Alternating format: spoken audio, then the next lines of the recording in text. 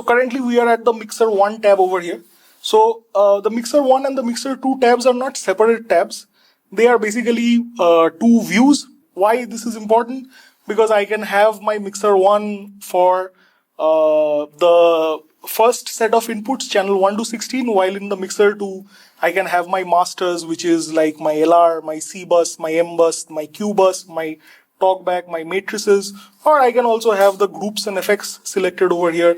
I can have my link DCAs over here and have the mixer separate. So now I can go into channel 17 and 32. I want to go into my link DCAs. I go back to mixer 2 over here to control my link DCAs. So very useful for workflow stuff.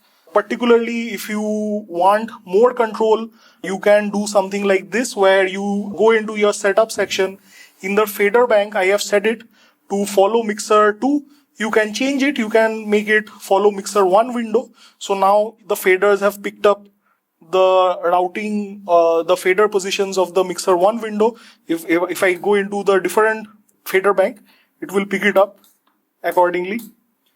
So, but the mixer 2 window is still there. So when I change from 1 to 2, the mixer 2 does not change. Only the mixer 1 is changing and the faders are following the mixer 1 position. So this is very useful because let's say I want to have my monitors at all times in my mixer 2. And mixer 1 I can change using my faders. I can see the names of the channels in the display above our channel strip. So I can see them over here. So I'll have everything on my faders, and then if I want to control the monitors, I can do it from the touchscreen. So very useful. So having two mixer windows opens up a lot of workflow options. Similarly, let's take a look at the channel strips first. So generally when you open it up, you'll have the input section over here where the signal is coming from. So it is coming from my digital ASIO 1. If you have a direct input coming in, probably from the Ionic or the classic IO, it will show up over there. Then you have a polarity flip. If it's a classic IO, if it's an input from the classic IO, then you'll have the option of preamp, gain, and 48 volt phantom power. I don't need that. I'll have it set to my MacBook Pro out. Then we also have a digital trim control over here. We have the channel name, we have the pan pot, our mute, and our channel fader, and absolutely at the bottom we have our Q.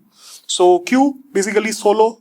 You can also solo using this button on the board, and that's the same for every channel.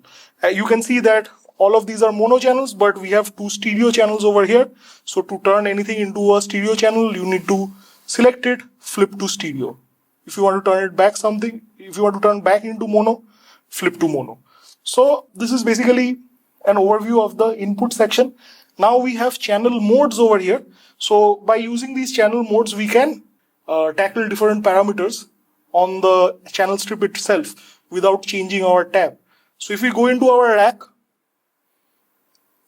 as you can see, these are our plugins that are already assigned. So if I double click on a plugin, we will get to see it in the channel view and then change parameters and stuff like that. Obviously, you have till 8 plugins you can have per channel, and those are your inserts that you can use. Then you have the dynamic and EQ section. So as you can see, we have an overview of the EQs we are doing, what sort of gates and comps we are running. You can also turn on and off your filters, your dynamics. You can turn on and off your gate, comps, leveler, limiter, deesser, and your EQ. Then we have our FX Sense. So FX Sense, like for example, over here I have a reverb, delay, doubler, and a parallel compression send. So if I go back over here, you can see that this channel over here, the bass is going into parallel comp, and the guitar trem is going into the verb and the delay, a little bit in the delay. Then guitar lead is going into delay, guitar delay is also going into verb and delay. Also, the best part is when I click on my FX tab, I get sends on fader. So now we have basically flipped the fader. At this point, we are using the faders to send into our reverb. So for example, I want guitar clean going into the reverb. Well, no problem. I'll just raise my faders and I have sent guitar clean. But this does not change the actual position of the faders in the mix. So we have the fader flip option, and we can like do fader flip for different effects over here. So this is basically very useful for quickly sending to effects. The same thing can be done for monitors. You have 16 monitor buses. If you go to the monitor section, these are your monitor buses over here. So if I go back, I have drums monitor. If I click this, I have fader flip to send on levels to our drums monitor. It can be an IEM, it can be the drum fills, whatever is going on stage. Same for the bass monitor. I can have them at levels. If I don't want, I can flip it back and then use the sliders over here to send the signal. So monitors we have till 16. I'm only using 4 at the moment, so I don't need all 16. Then we are going to go into the routing tab. So right from here we can see that channel 1, 2, 3, 4 is going into group 1, while channel 5, 6, 7 and 8 is going into channel 8. Similarly, I can see that channel 9 and 10 are going into group 2, and my 12, 13, 14 is going into group 4. 15, 16 is going into group 5. So it's an overview of your group routing and matrices. Also, I can see that the bass is going into LR. The rest of them are not going into LR. And you can also set up your direct outs over here as well. So very useful for a quick overview.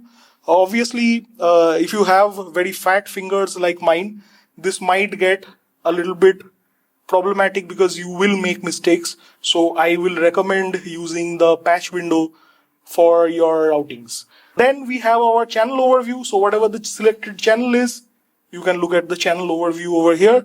You can look at the dynamics, the gate, etc., etc. And you can see the plugin rack over here as well.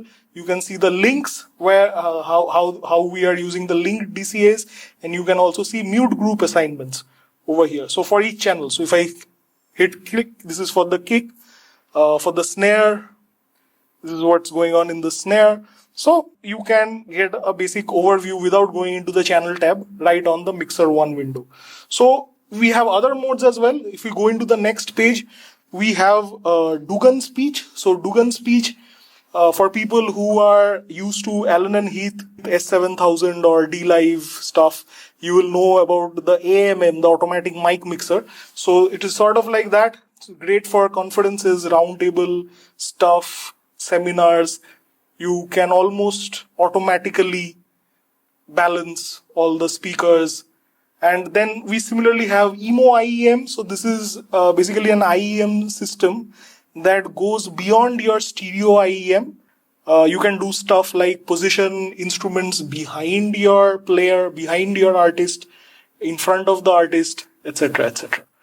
So then again, we have the dynamic EQ section. We have the EFX monitoring one. So the EFX monitoring one would give you your 8 FX buses and 8 monitor buses. Then we have an all 16 monitoring bus section. We have EFX and monitor 9 to 16. Then again, we have the same routing options and the channel overview option. So this is the modes section. Let's go into our next section over here, which is the mute groups.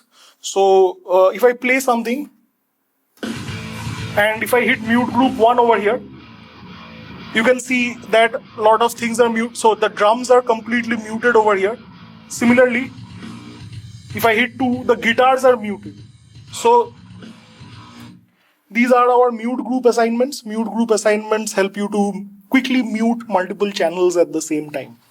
Just below the mute group assignments, we can set up our custom layers. So custom layers, if I hit custom, so these are the layers that I have set. These are pages where you can like add in anything. So I have a main level section, I have an FX control, I have a DCA link section. Page 4, maybe I want my talkback over here, so I can get my talkback over here. Maybe I want aux5 over here, so I have it over here. And then I can also double click to rename. So you can set up your own custom layers and stuff. Very useful for quickly working and getting things done. And obviously you can hit this and change over here. You can change like the channel configuration, and you can change the selected channel, whatever. So very useful stuff. Then we also have our spills section. So spill is basically if you have things linked to, let's say, DCA like this, full drums. If I hit spill, then it shows me all the channels that are linked to my DCA. You can also hit the spill button over here on the board. Same thing, like for example, I have full guitar bus over here. If I hit spill, these are all the guitar channels that are assigned to this DCA. Hit spill to go back. So let's get out of the custom layer. I hit it. I'm out of the custom layers and I have all my fader banks. So at the bottom you will see the all fader bank. So this gives us an overview of all the faders. At the same time, we can also see all the channels at the same time. So as you can see, it is a very good way of getting an overview. So we also have our master section over here. This is our LR bus. We can mute the LR bus, and also we have our C bus and M bus routing, the center and mono bus routings. We can also queue the LR bus from here. Then we have our user assigned keys over here as well. So all the user assigned keys that I had created during the setup video, you can see over here. So this is basically an overview of the mixer tab. One of the best features in my opinion is using this link section over here. So for example, because my DCAs I have in my custom layer, but I do not want to go into my custom layer and then use the DCA. So what I can do is I can go in over, select my full drums and turn link on. So everything that is linked will get this highlight over here. So now when I move one fader, it's gonna move everything while maintaining the offsets. So not only would it do this, it will also do it for our pans. So as you can see, everything is moving together. If I remove the link and pan something separately, it will maintain the offset. So now when I turn link on and I move something, see, it maintains the offset. So very useful. I'm not gonna use this, so I'm just gonna bring everything back how it was, but you can see how it is useful, and you have all your 16 links over here. So it's great because in case of waves, you have your links and DCAs kind of working together. So another great feature that I like is when you do any change in the DCA. So if I go to my link DCA and I want to bring my drums down a bit, so I bring the drums down. So now when I flip back to channel 1 to 16, I have the ghost faders that show me how much change I have done using my link DCA. So great features that help you keep track of everything. Now let's just go back, and we are back to the original fader position that was before I did that change. So all these features that we saw in Mixer 1 transfer into Mixer 2 as well. So anything that we saw, we can also do over here. All the rack modes, all the mute groups, all the fader banks, we have a totally separate new custom layer over here. So we have total 16 custom layers we can build. 8 for Mixer 1 tab, 8 for Mixer 2 tab. So again, we have our link section over here. We have the user assigned keys over here. So very easy to control of performance using the Mixer 1 and Mixer 2 tabs. That kind of covers everything. In the next video, we are gonna go into the channel tab and take a in-depth look at how the channel tab handles plugins and sends, etc.